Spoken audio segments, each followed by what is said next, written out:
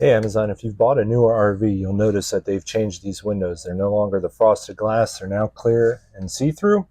And during the day, you can see out, which is great. But at night, everybody can see in.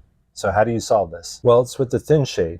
And there's two different versions. There's the thin shade itself, which installs in the thin shade ready windows, or like our RV that didn't have that, we had to buy the whole entire set, which includes the window, the frame, and the thin shade itself, and you just install that. Now, there's two things about this that would maybe make you pause a little bit if you're going to buy this. And one might be just ours, but when you try and open it, sometimes the accordion blinds, they don't close fully the right way. We didn't have that problem in our first one, so it might just be this one, but it is a little bit annoying.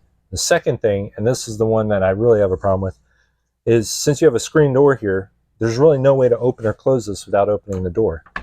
So you have to step outside,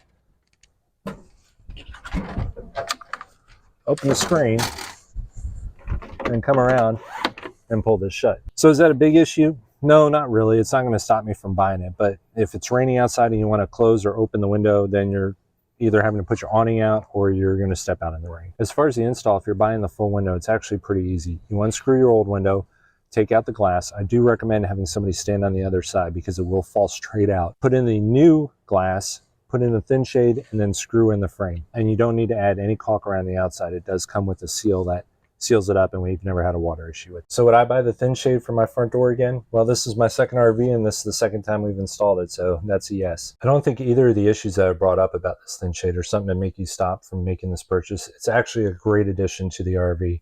It's the first upgrade that we did in the RV. So Amazon, I hope you find this review helpful with the thin shade, and I hope you enjoy the rest of your shopping day.